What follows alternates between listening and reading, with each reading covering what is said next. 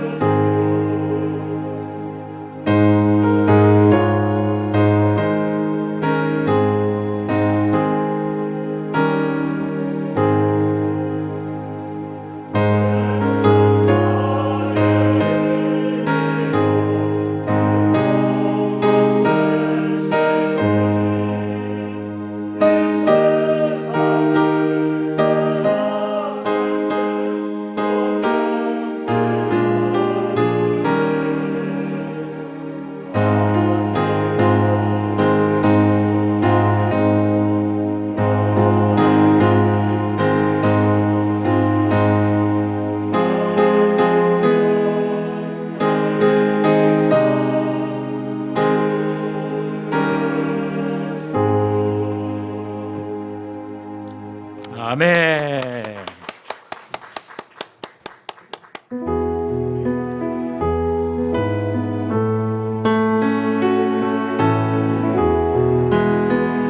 우리 하나님은 여러분들에게 반드시 좋은 것을 주실 것입니다.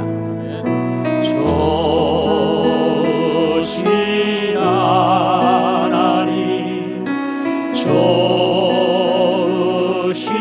하나님, 참 좋으신 나의 하나님. 여러분들의 기도를 주님께서 들으십니다. 우리의 기도를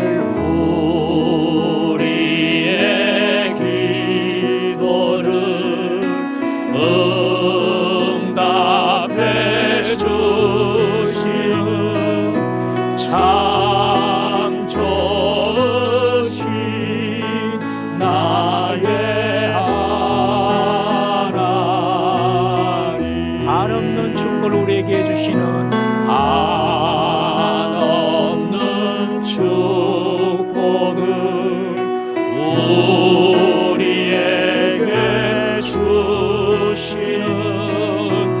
참 좋으신 나의 하나님.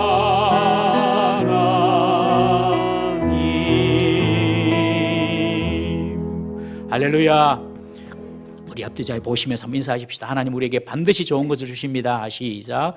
하나님 우리에게 반드시 좋은 것을 주십니다. 할렐루야. 오늘 우리 장립집사님들, 우리 안수 받으신 장립집사님들 특성 너무 힘차게 해주셔서 너무 감사합니다. 다 이렇게 서서 찬송하니까 얼마나 보는 제가 막 힘이 납니다. 우리 집사님들 열심히 사람 눈치 보지 말고, 목사 눈치 보지 말고, 다른 사람 눈치 보지 말고 오직 주님 바라보고 주님의 교회를 위하여 열심히 달려가고 충성할 수 있도록 우리 마음을 모아서 한번 다 같이 박수로 한번 격려하시겠습니다. 이번에 이제 우리 안수 집사님들 회의를 만들었어요. 당에서 우리 권사회도 있고 우리 권사님들 모여서 교회를 위하여 일하시고 기도하시고, 또 장로님들은 당회로서 있으니까 또 모이고, 근데 우리 안수 집사님은 없다. 안수 집사회를 만들었으면 좋겠다. 그래서 우리 권유해서 이번에 안수 집사회를 만들었습니다. 물론 총회법의 안수 집사회가 뭐 이런 것이 뭐 권사회 이런 것이 법적으로 있는 것은 아닙니다. 아니지만은 그러나 교회를 위해서 기도하고 애써자.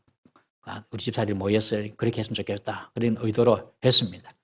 우리 교회를 위해서 우리 집사님들 잘 모여셔서 기도하시고, 교회를 비판하는 사람이 되지 말고 그런 회가 아니라 교회에 부족한 거 있으면 그것을 내가 도와야 되겠다. 내가 그 짐을 지고 가야 되겠다. 이런 마음으로 교회를 잘 섬기는 우리 안수 집사님 되시기를 주의 이름으로 축원드립니다.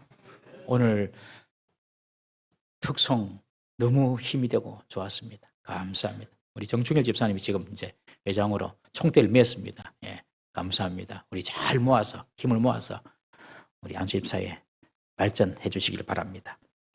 오늘 이 본문 말씀을 가지고 함께 하시는 하나님이라는 제목으로 오늘 나누고자 합니다.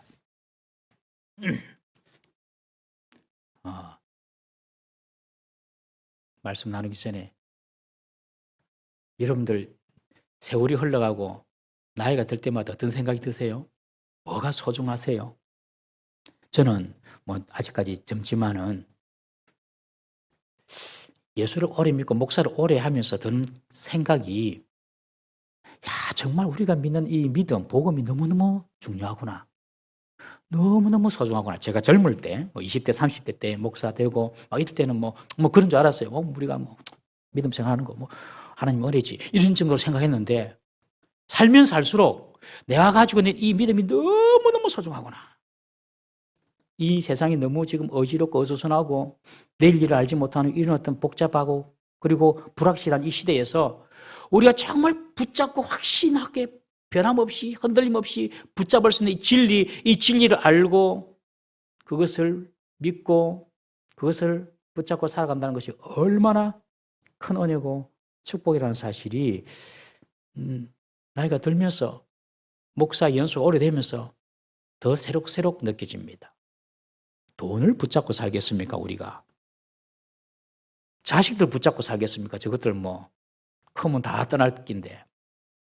내 건강을 붙잡고 살겠습니까? 세월 앞에 다 무너질 건데.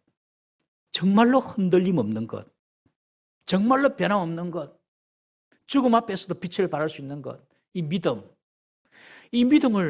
우리가 소유하고 있다는 것이 얼마나 큰 은혜인지요.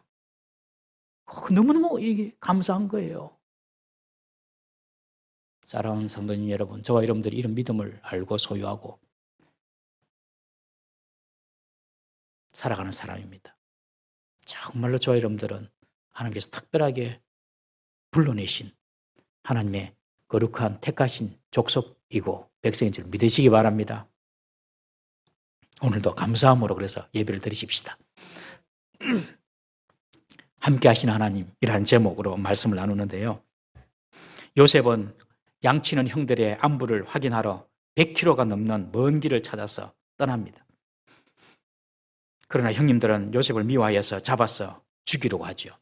그러나 맏형 르우벤과 이 유다의 노력으로 죽음을 면한 후에 이스마엘의 상단에 팔려서 애굽으로 끌려가게 됩니다. 요셉에게 전혀 예상치도 못하고 전혀 상상치도 못한 그런 그런 불행이 들이닥쳤습니다. 요셉이 잘못이 아니었습니다.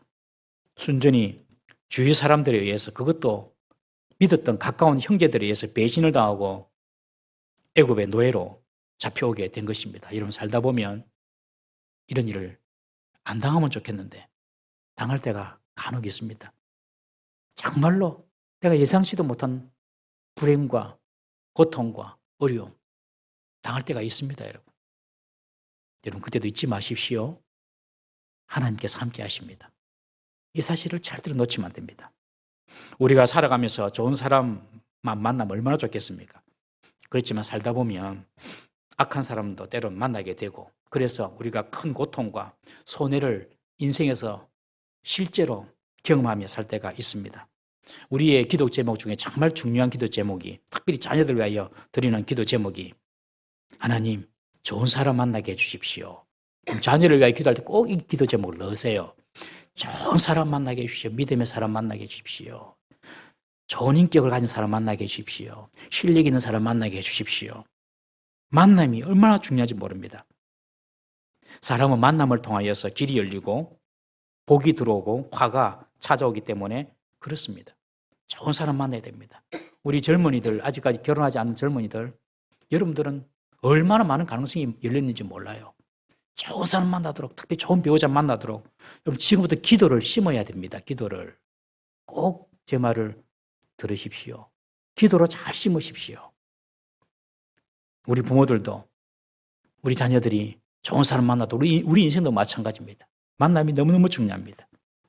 자녀들이 좋은 부모 만나는 거 축복이고, 좋은 배우자 만나고, 좋은 거래처 만나고, 좋은 동료 친구 만나고, 좋은 성도 만나고, 주위에 좋은 사람 만나는 거, 그게 참 복입니다. 여러분, 행복은요, 딴 데 있는 것이 아니라 내가 어떤 사람 만나냐에 따라서 행복이 찾아오더라고요. 사람과의 좋은 관계를 통하여서 행복이 이루어지는 것입니다. 돈이나 명예로 행복이 오는 것 절대로 아닙니다. 좋은 사람이 곁에 있어야지 행복합니다. 좋은 사람이 곁에 있어야 돼요. 직장도 좋은 사람이 곁에 있으면 행복합니다. 직장 생활이 재밌어요. 학교도 좋은 사람들이 옆에 있으면 학교 가는 것이 아이들이 행복합니다. 교회도 마찬가지죠. 좋은 교회는 덩치가 큰 교회, 사람들이 많이 모이는 교회가 좋은 교회가 아닙니다. 현대식 건물이 있고 사람들이 생활이 편리하게 만든 그런 좋은 건물이 있는 교회가 좋은 교회가 아닙니다. 좋은 교회는 좋은 사람들이 모이는 교회가 좋은 교회입니다. 목사가 좋아야 됩니다. 죄송합니다. 그것은 조금. 우리 장로님들이 좋아야 됩니다. 우리 집사님들이 좋아야 되고, 우리 권사님들이 좋아야 되고, 우리 성도들이 한 사람 한 사람이 좋은 사람이 돼야 됩니다. 좋은 사람들이 모이면 좋은 교회가 되는 것입니다. 그러나 요셉의 형제들은 요셉에게 좋은 사람이 아니었습니다. 요셉을 눈에 가시처럼 생각하고 미워하고 시기하는 형제들이었습니다. 기회만 되면 요셉을 제거해 버리려는 그런 사람들이었습니다. 요셉의 주위에 있던 형제들은 요셉을 불행하게 만들었습니다. 그리고 요셉을 공경에 맞들이는 그런 악한 사람이었음에 틀림이 없습니다. 좋은 사람 만나는 거 중요합니다. 그러나 그것보다 더 우선되는 중요한 일이 있습니다. 그것이 뭐냐면 좋은 사람 만나는 것보다도 좋으신 하나님을 먼저 만나는 것이 중요합니다. 어떠한 상황 가운데서도 좋으신 하나님을 믿고 그 하나님과 좋은 관계를 유지하는 것, 그것이 제일 첫 우선입니다. 제일 중요한 것입니다. 저는 믿음을 정의하기를 여러 가지 정의할 수 있겠지만 하나님과 좋은 관계라고 믿음을 정의하고 싶습니다. 믿음이 좋은 사람은요, 하나님과 좋은 신뢰의 관계가 형성되어 있습니다. 하나님은 정말 좋으신 분이다. 이런 믿음이 좋은 분들에게 있습니다. 이런 사람들은 악하고 좋지 않은 사람을 만난다 하더라도 그들의 방해나 그들의 저주나 그들의 공격에도 불구하고 어떤 난관이라도 통과하여서 하나님이 주시는 승리를 반드시 쟁취하게 됩니다. 우리 잠언 14장 19절 말씀 한번 보겠습니다. 읽습니다. 시작. 악인은 선인 앞에 엎드리고 불의한 자는 의인의 문에 엎드리느니라. 악인이 득세하는 것 같지만은 이 선인, 의인, 믿음 있는 자 결국에는 그들 앞에 엎드리게 되는 것입니다. 우리가 하나님과 좋은 관계를 유지하고 하나님을 전적으로 의지하고 있을 때에 어떠한 악한 사람일지라도 여러분 우리를 어떻게 할 수 없음을 꼭 기억하십시오. 요셉처럼 사람 때문에 공경에 처해 있습니까? 어려운 가운데 있습니까, 여러분? 낙심하고 절대로 절망하지 마십시오. 하나님과의 관계를 잘 유지하고 있으면 결국에는 그 악인이 여러분들의 발 앞에 엎드려지게 될 것입니다. 지금 요셉은 형님들에 의해서 애굽에 와서 노예처럼 노예 시장에서 물건처럼 진열되어 있습니다. 물건처럼 그냥 진열되어 있어요. 노예 시장에서. 그때 마침 바로의 친위대장 보디발이 노예를 사러 왔다가 요셉을 봅니다. 요셉을 보고 요셉이 마음에 들어서 요셉을 사갑니다. 친위대장이라는 것은 이 이집트의 왕, 이 바로 곁에서 바로를 돌보는 경호대장 혹은 비서실장 정도의 자리입니다. 권세가 막강한 자리죠. 그러니 이 친위대장, 이 보디발이 사람 보는 안목이 얼마나 뛰어나겠습니까? 딱 보면 저 사람이 어떤 사람이다. 딱 나오죠, 거의. 그리고 지혜도, 무예도, 무술도 아주 출중한 그런 사람이었을 것입니다. 그 사람이 요셉을 딱 보고 요셉을 선택해 갑니다. 6절에 보면 요셉의 외모에 대해서 특별하게 기록을 하고 있습니다. 용모가 빼어나고 아름다웠더라. 용모가 빼어나고 아름다웠더라. 이것은 단순히 외적인 모습만을 묘사한 말이 아닙니다. 요셉에게서 어떤 풍기는 그런 멋이 다른 노예들과 달랐다는 것이죠. 요셉은 노예 시장에서 다른 여러 노예들과 함께 섞여 있었지만 요셉은 뭔가 다른 구석이, 다른 빛이 있었다는 것입니다. 이 보디발 장군이 요셉을 볼 때에 무엇을 보았겠습니까? 전체적인 용모도 보았겠지만 일단 사람이 사람을 보면 얼굴을 보지 않습니까? 얼굴을 보고 눈빛을 보고 얼굴을 먼저 봅니다. 잘났냐 못났냐 이거 보는 것이 아니라 그 풍기는 인상과 분위기를 보았을 것입니다. 그런데 노예 가운데 있는데 요셉은 다르게 보인 것입니다. 분명히 다르게 보였기 때문에 이 보디발이 요셉을 데려갑니다. 사람들이 인생을 살면서 보통 사람들은 그 사람들이 겪었던 그런 인생의 삶의 궤적들, 그런 것들이 얼굴에 이렇게 남게 되거든요, 보통. 그래서 나이가 40이 되면 자기 얼굴에 책임져야 된다, 이런 말도 있지 않습니까? 1860년도 미국을 위대한 나라로 통합한 에브라임 링컨이 대통령이 되었습니다. 대통령이 되고 난 뒤에 지금 우리 윤 당선인이 그렇게 하시는 것처럼 내각 구성을 지금 합니다. 강요를 이렇게 정합니다. 정부를 위하여 일할 강요를 이렇게 정하는데 어느 날 비서관이 링컨 대통령에게 추천을 합니다. 이 사람 어떻습니까? 링컨은 그 사람의 이름을 딱 듣자마자 단번에 거절해버립니다. 비서관이 궁금해서 묻습니다. 이 사람 정말 능력 있고 좋은 사람인데요. 그런데 링컨이 하는 말이 나는 그 사람 얼굴이 마음에 안 든다. 나는 그 사람 얼굴이 마음에 안 든다. 그러니까 이 비서관이 아니 각하 얼굴이야 부모가 이렇게 만들어주는 건데 그거 어쩔 수 없는 거 아닙니까? 그러니 링컨이 고개를 저으면서 하는 말이 세상에 처음 나올 때는 부모님이 만들어준 얼굴로 나오지만 그 다음부터는 자신이 그 얼굴을 만들어야 된다. 성형수술을 해라는 그런 뜻은 아닌 것 같고 자기가 만들어야 된다. 그 사람의 얼굴 표정, 그 사람의 어떤 분위기, 여러분 자기가 만든 겁니다. 부모 탓할 게 아닙니다, 여러분. 얼굴이라는 말은 얼꼴이라는 고에서 나왔습니다. 옛날 말. 이 얼굴이라는 말이 순수한 우리 한국말인데요. 얼꼴이라는 말에서 나왔습니다. 고등학교 때 배웠습니다. 얼꼴이란 이 정신, 넋이죠. 이 어린 정신과 넋을 의미하는 이 얼을 담은 꼴이란 거예요. 얼을 담은 꼴이 바로 얼꼴이고 이것이 바로 얼굴이라는 것입니다. 사람의 얼굴은 이 얼굴이 드러나는 이 얼굴은 그 속에 있는 그 사람의 정신, 넋, 얼이 이렇게 밖으로 꼴로 이렇게 나타나는 형상이라는 것입니다. 그것이 바로 얼굴이라는 것입니다. 사람마다 인상 쓰고 사람마다 저기압 같은 얼굴을 가지고 그렇게 사는 것은 그 속에 그런 것이 있다는 것이죠. 노예 시장에 끌려온 노예들의 모습들 상상이 되시죠? 안 봤어도. 옛날에 뿔이라는 영화가 있었는데 그 뿔에 보면은 노예시장 이야기 장면이 나옵니다. 전부 다 노예들은 이렇게 해가지고 쇠사슬에 다 이게 묶여가지고 막 죽을 인상을 쓰고 그렇게 있었어요.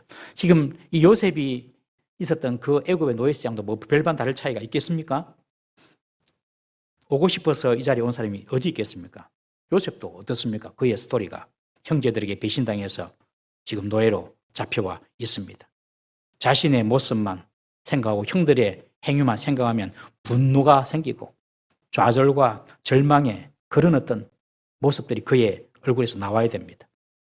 얼굴은 죽을 상을 하고 눈에는 형들에 대한 복수의 도끼가 타올랐을 것입니다. 말투는 불평과 원망이 가득하고 동시에 그의 몸은 미래에 대한 불안과 두려움 때문에 벌벌 떨고 있을런지도 모르겠습니다. 그것이 노예들의 모습이었죠. 그런데 그 노예들 틈 속에서 요셉은 다른 노예들과 다른 모습을 보였던 것입니다. 노예지만 노예 같지 않은 사람, 노예지만 노예 같지 않은 사람, 그것이 요셉의 얼굴이었습니다. 보디발은 그런 요셉을 선택한 것이죠. 저는 이것이 우리 성도의 용모, 성도의 얼굴이 되어야 한다고 생각합니다. 현실은 노예 같은 삶을 살지라도 늘 소망과 확신에 찬 믿음으로 살아가는 사람, 값비싼 옷을 입고 비싼 액세서리를 거치지 않았어도 그 용모와 얼굴이 밝고 생기와 활력이 넘치는 사람, 그런 모습이 바로 우리 성도의 모습이 되어야 할 줄로 믿습니다. 여러분, 우리는 이 땅이 전부가 아닌 영원한 하늘나라를 소유하고 살아가는 사람들이지 않습니까? 우리에게는 너무나 우리를 사랑하시는 만왕의 왕이 계시고 우주의 창조자여 통치자이신 하나님이 우리 아버지시고 그분이 우리와 함께 하시기 때문에 그렇습니다. 공회에 잡혀서 죄인처럼 신문받던 스데반 집사님을 보십시오. 우리 사도행전 6장 15절 말씀 한번 보겠습니다. 시작. 공회 중에 앉은 사람들이 다 스데반을 주목하여 보니 그 얼굴이 천사의 얼굴과 같더라. 지금 스데반 집사는 죄인처럼 취급받고 사내들인 공의 앞에서 그 70명들 앞에서 지금 이제 추궁을 당해야 되는 그런 재판정에 끌려왔습니다. 그런데 그 스데반 집사의 모습이 얼굴이 천사처럼 빛이 났다. 나중에 투석형으로 죽을 때에, 돌을 맞아 죽을 때에 스데반 집사가 환하게 얼굴빛을 내면서 기도합니다. 하나님, 저들의 죄를 용서해 주십시오. 이 스데반의 모습이었습니다. 얼굴의 모습이었습니다. 감옥에 갇힌 바울과 실라의 모습을 보십시오. 빌립보에서 교회도 세우고 귀신 들린 여자도 고쳐주고, 그런데 돌아온 것은 소란하게 만들었다고 소요죄로 감옥에 갇힌 것뿐이었습니다. 낮 동안 신문당하면서 모진 매를 맞고 기진맥진하여 있었을 때인데 그날 밤에 신라와 함께 바울이 하나님께 찬송합니다. 우리는 이해할 수 없지만 하나님이 역사하실 거야, 이러면서 하나님을 찬송하고 하나님께 기도합니다. 그때 옥터가 흔들리고 지진이 나고 감옥 문이 열리는 그런 역사가 일어나지 않았습니까? 이것이 바로 성도의 모습, 성도의 얼굴이 되어야 될 줄로 믿습니다. 마찬가지로 이 요셉도 보면 노예가 되어서 죄인처럼 취급받고 억울하게 묶이고 지배당하는 그런 상황인데도 이 요셉은 마음의 평정을 지키고 생기 있고 밝은 얼굴을 지키고 있었을 것입니다. 그러니 사람을 잘 보는 이 보디발이 요셉을 픽업해 간 것입니다. 사랑하는 성도님 여러분, 우리의 용모도 우리의 얼굴도 날마다 성령으로 충만하고 기뻐할 수 있기를 주의 이름으로 축원합니다. 우리의 얼굴이 전도지라 그러잖아요. 우리의 얼굴이 전도지다. 인상 팍 쓰면서 야, 교회 가자 그러면은 니나 가라 그러겠죠, 그죠? 그러니까 딱 우리 얼굴 자체가 이 전도지입니다. 여러분. 신경 진짜 써야 됩니다. 얼굴 자체부터. 그런데 이 요셉이 이렇게 다른 노예들과 다르게 보였던 데에는 비밀이 있었습니다. 그 비밀이 뭐냐면 2절입니다. 2절. 2절에 보면 여호와께서 요셉과 함께 하심으로. 여러분, 여호와께서 나와 함께 하심을 한순간도 잊지 않고 놓치지 않는다면 비록 속아서 배신을 당하고 노예로 팔리고 그래서 내 지위와 신분이 하루아침에 땅바닥에 떨어지고 오늘 내일 생사를 알 수 없는 그런 지경에 처할지라도 여호와께서 나와 함께 하심을 우리가 확신한다면 우리 마음속에는 평안과 생기와 확신과 소망이 있을 줄 믿으시기 바랍니다. 지금 내 앞에 큰 문제가 있습니다. 나름 다 문제가 있을 거예요. 다 내 힘으로 해결할 수 없는 문제가 분명히 있습니다. 그런데 그 문제 앞에서 여호와께서 나와 함께 하신다. 하나님께서 나와 함께 하시고 하나님께서 나를 알고 계신다. 여러분, 이런 믿음이 우리 속에 생겨나면 그 문제도 적게 보이는 줄 믿으시기를 바랍니다. 하나님은 특별히 우리가 위기 가운데 있을 때에 우리와 더욱 함께 하신다는 사실을 꼭 기억하십시오. 하나님이 요셉과 함께 하심으로 라는 이 표현은 오늘 보는 37장에만 나와 있습니다. 오늘 보는 39장에만 나와 있습니다. 이 요셉의 이야기가 37장부터 50장까지 아주 긴 스토리입니다. 요셉의 이야기가. 그런데 하나님께서 요셉과 함께 하셨다. 이 표현은 오늘 39장에만 나와 있습니다. 이 39장이 요셉의 인생에 가장 힘들고 어두운 때였습니다. 39장 2절, 21절, 23절에 하나님께서 요셉과 함께 하셨다. 이 세 번이 나오거든요. 39장에. 그런데 그때가 가장 힘들 때였어요. 지금 잘 아신 대로 요셉이 애굽의 노예로 팔렸을 때, 그리고 거기서도 요셉이 누명을 쓰고 죄수로 내려갔을 그때에 하나님께서 요셉과 함께 하심으로 요셉이 형통한 자가 되었다. 요셉이 아버지 야곱에 있어서 아버지 야곱의 집에 있으면서 채색업도 있고 떵떵거리고 살 때 물론 하나님께서 함께 하셨겠죠. 그렇지만 이런 표현들은 성경에 없습니다. 나중에 요셉이 애굽의 총리가 되었을 그때에도 하나님이 요셉과 함께 하셨다 이런 말도 없습니다.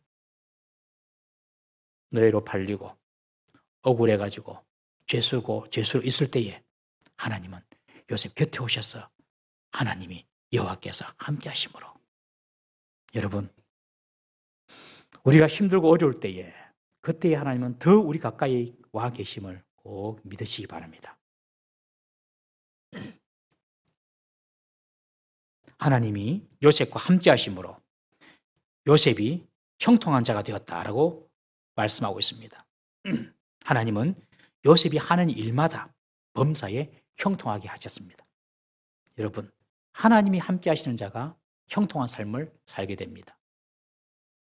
우리가 생각하는 형통, 뭘까요? 어떤 것이 형통입니까? 보통 세상 사람들이 생각하는 형통은 내가 계획하는 바가 다 성취가 되고 내가 유명해지고 높은 자리에 오르고 많은 부를 얻고 뭐 이런 것들을 형통이라고 세상 사람들이 생각을 하죠. 우리가 고인이 되신 분에 대해 함부로 해석을 해서는 안 됩니다만은 너무나도 안타깝고 아까워서 제 나이라서 너무나도 안타깝고 아깝습니다. 지난달 여러분들 온라인 게임 회사인 넥슨 창업자 김정주 회장이 우울증으로 시달리다가 미국에서 사망한 사건이 있었습니다. 구체적으로 어떻게 죽은지는 말을 안 합니다. 아마 스스로 목숨 끊은 것 같습니다. 이 김정주 회장 아시죠? 저는 그 사람 잘 모릅니다만은 요새 이래 보니까 그 사람 참 소년 같은 사람 같아요. 자기 친구에게 넥슨 주식도 공짜로 줬습니다. 근데 이것을 갖다가 이 사람들이 볼 때에는 저거 무슨 대가를 바라보고 죽겠지 이렇게 생각할 거 아닙니까, 여러분들, 그죠? 친구 검사에게 주식을 공짜로 주니까 저거 무슨 분명히 뒷궁금이 있을 거다. 누구든지 그렇게 생각하죠. 근데 탈탈탈 털어보니까 무죄 됐잖아요. 아주 마음이 소년 같은 그런 사람입니다. 죽고 싶으면 팍 죽어 뭐 이런 사람이에요. 그런데 이 김정주 회장이 운명을 달리했습니다. 지난달에. 평소에 우울증이 좀 있었다고 합니다. 우울증은 누구에게나 찾아올 수 있습니다. 내가 우울증이 걸렸다 너무 걱정하지 마세요. 문제는 우울증이 왔다가 지나가면 됩니다. 감기처럼 왔다가 지나가면 누구든지 저는 우울증 안 오겠습니까? 맨날 이렇게 해피하게 살 것 같습니까? 엘리야도 우울증이 왔는데 엘리야도 800명의 바알 선지자들 다 죽이고 그런데도 이스라엘이 돌아오지 않으니 아이고 하나님 저는 안 되겠습니다. 이래가지고 제가 뭘 하겠습니까? 제가 뭐 하늘에 불 내리도 저 사람들 꼼짝도 안 하는데 저를 죽여주세요. 우울증에 빠졌어요. 우울증이 있으면 그대로 받아들이세요. 그럴 수도 있다. 그러나 이게 빨리 지나가도록 기도하고 또 영적인 재충전하는 것이 중요합니다. 근데 이분은 어쨌든 우울증에서 이렇게 벗어나지 못한 것 같아요. 그런데 지난 미국 경제지 포버스에서 조사를 했는데 3월 1일 기점으로 해서 이 김 회장의 자산 규모가 95억 달러라고 합니다. 95억 달러. 우리나라 돈으로 11조 4,430억 원. 11조 4,430억 원. 한국 부호 순위 1위가 누군지 아십니까? 우리는 이재용인 줄 알죠. 삼성전자 부회장 이재용은 94억 달러인데 이 사람은 95억 달러였습니다. 우리나라 최고 부자였습니다. 김정주 넥슨 회장이. 여러분 너무 아깝죠. 서울대학 졸업하고 머리도 좋고 서울대학도 최고로 졸업하고 그래서 벤처기업 게임업 만들어가지고 일본에 잠깐 가보니까 일본에서 막 게임이 막 유행하는 거예요. 아 저거 갖고 오면 되겠다. 그래서 우리나라의 제1차 게임 벤처기업가 아닙니까? 완전히 성공했습니다. 그런데 제 나이에 지금 딱 제 나이에 생을 마감했습니다. 얼마나 우리나라로서도 아까운지 모르겠어요. 여러분 이것이 형통입니까? 부를 얻고 명예를 얻는 것이 형통입니까? 우리가 정신 똑바로 차리고 우리 남은 인생 무엇이 형통인지 분명히 알고 살아야 될 줄로 믿습니다.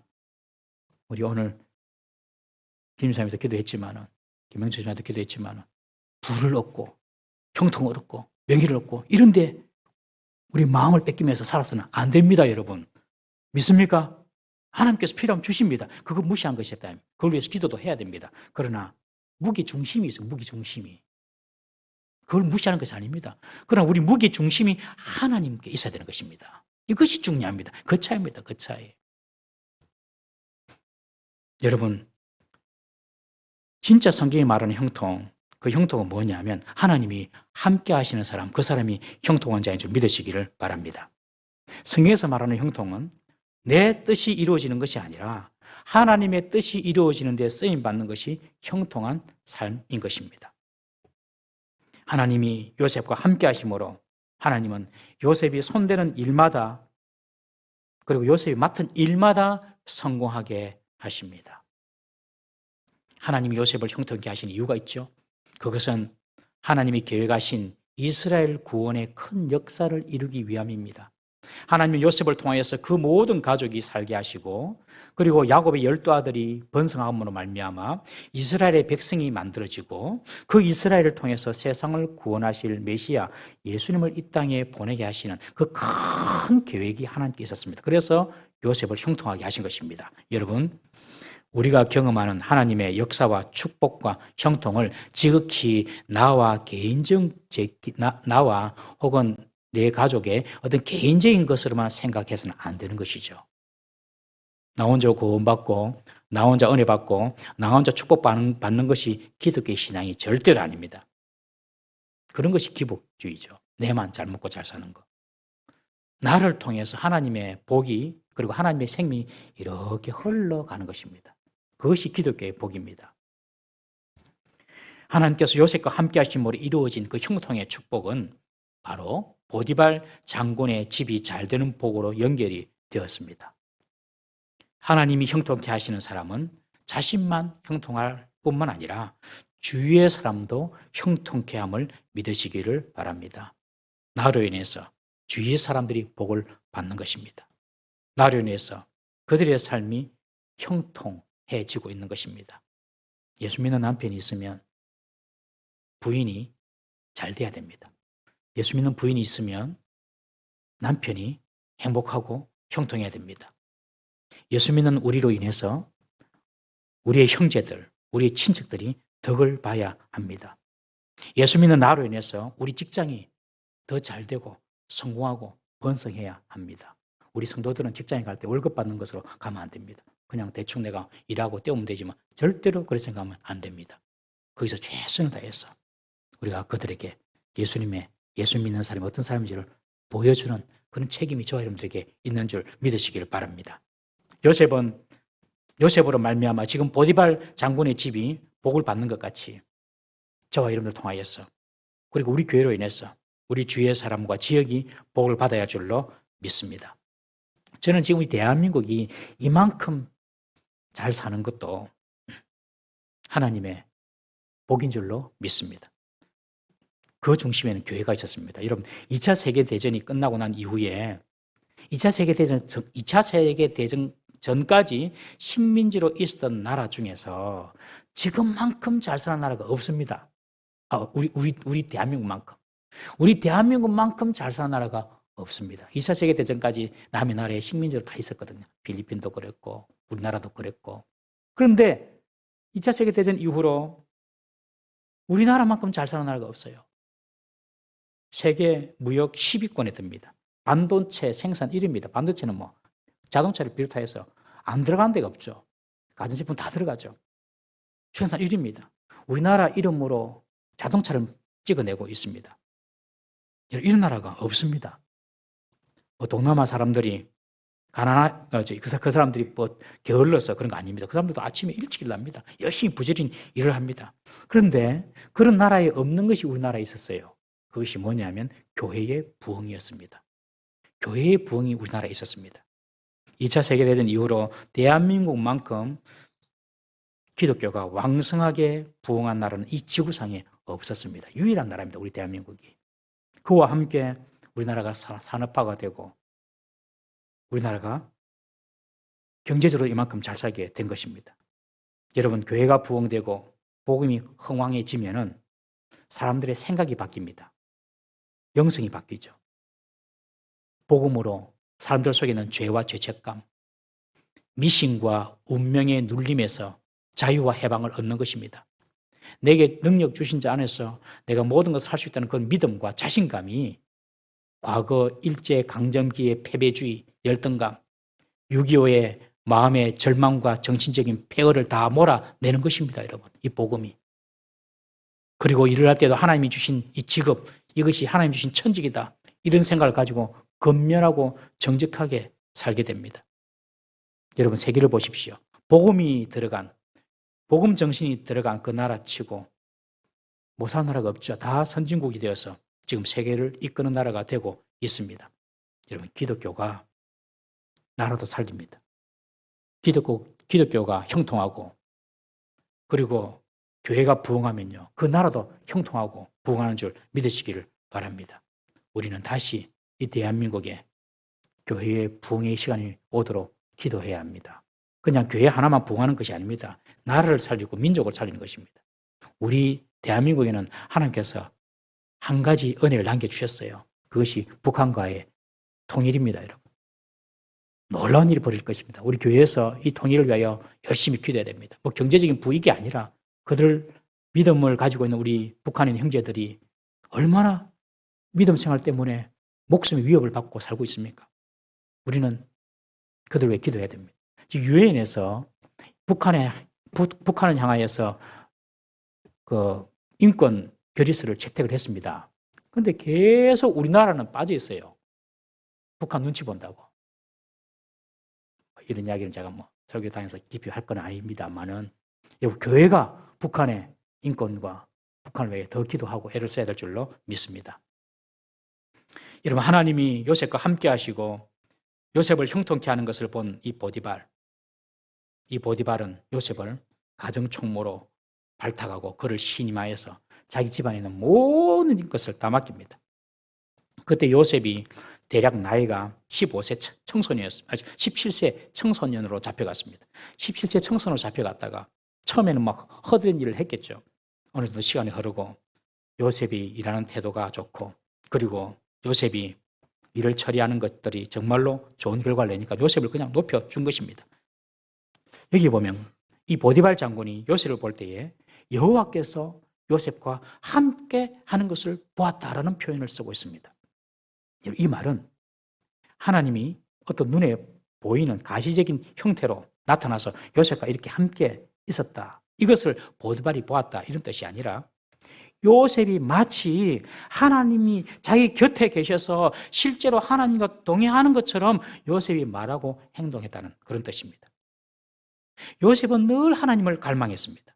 늘 하나님을 구하고 찾았던 것입니다. 그러니 이 보디발이 요셉을 볼 때마다 생각나는 분이 하나님입니다. 요셉은 말만 하면 하나님 말하고 행동하는 것이 늘 하나님 앞에서, 사람 앞에서 아니라 하나님 앞에서 하나님을 의식하고 살았기 때문에 요셉을 보면 그냥 하나님이 생각나는 거예요. 그러니 요셉을 볼 때 하나님이 보였다, 이런 표현을 쓴 것입니다. 어떤 사람을 보면 뭐가 생각이 나죠. 어떤 사람 보면 돈만 생각나는 사람, 저 사람 맨날 돈만 밝힌다. 어떤 사람 보면 노는 것만 생각나, 저 사람 맨날 노는 것만 밝힌다. 뭐 그런 거 있잖아요. 여러분, 우리가 서로를 보면 정말 은혜가 보여지고 기도가 보여지고, 저 사람 보면 참 복음을 저렇게 열심히 전하려고 애를 쓴다, 그런 거룩한 모습들이 보여지는 그런 우리 성도 되시기를 주의 이름으로 축원합니다. 저와 여러분들은 누가 보더라도 늘 경건과 거룩함이 생각나는 사람, 예수님이 생각나는 사람이 되어야 할 줄로 믿습니다. 여러분, 하나님이 동행하시는 사람은요, 사람들에게도 인정받고 결국 사람들에게도 칭찬받는 사람인 줄 믿으십시오. 요셉처럼 늘 하나님을 갈망하고 사는 사람은 이 보디발의 인정을 받았던 것처럼 사람들에게도 인정받고 사람들에게도 칭찬받게 되겠습니다. 항상 그런 건 아닙니다만 경우에 따라서는. 그러나 대체로 그렇습니다.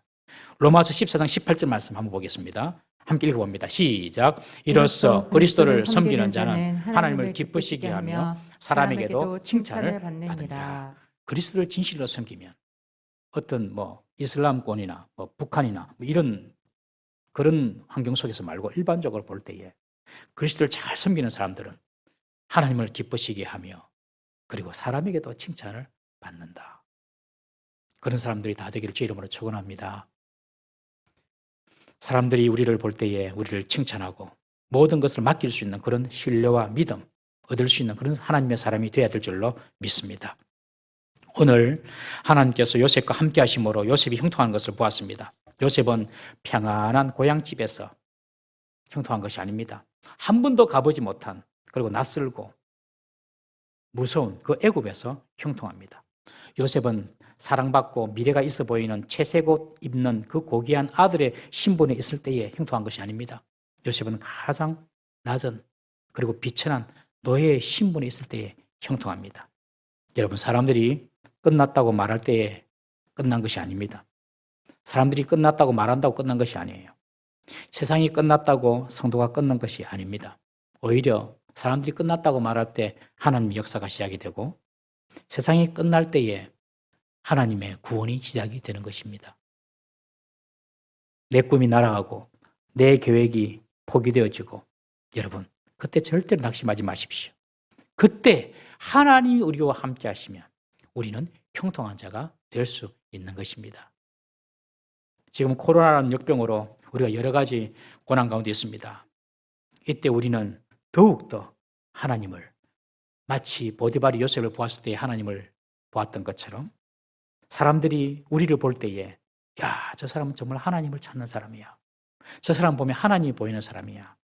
여러분, 고난과 역경이 있을 그때에 더 하나님을 붙잡고 하나님을 갈망하는 우리가 되어야 할 줄로 믿습니다. 다음 주가 고난주가 아니고 그 다음 주가 부활주일입니다. 저는 이번 부활주일에 앞서서 고난주간 특별 새벽 기도부터 우리가 다시 힘을 내어서 하나님을 찾고 하나님을 갈망하는 그런 시간이 되기를 바랍니다. 그런 기대를 여러분 가지십시오. 주위 사람들이 나를 보고 저 사람 정말 하나님만 찾는 사람이네, 정말 하나님만 갈망하는 사람이네, 그렇게 그 사람들도 보고 깨달을 수 있는 사람이 될 수 있도록 우리가 하나님만 갈망하고 하나님을 의지하고 하나님의 동행을 사모하는 그런 사람이 될 때에 우리의 모든 일들은 여러분 반드시 요셉처럼 형통하게 될 줄 믿으시기를 바랍니다. 우리가 곤고하고 어려움에 처할 그때에 하나님은 더 우리와 가까이 함께 하심을 절대로 잊지 마시고 전적으로 하나님을 신뢰하면서 하나님을 갈망하며 살아가는 우리 모든 성도님 되시기를 주님의 이름으로 축복합니다. 기도하겠습니다. 우리 이 시간 이렇게 한번 기도하십시다. 보디발이 요셉을 보았을 때 하나님을 보았습니다. 나는 나를 통해 무엇을 보여주고 있는가? 하나님, 사람들이 나를 볼 때 정말 하나님이 보여지게 해주십시오. 1분 1초라도 하나님 아니면 살 수 없는 자인 것을 사람들이 보여지게 해주십시오. 여호와 하나님을 갈망하게 해주십시오.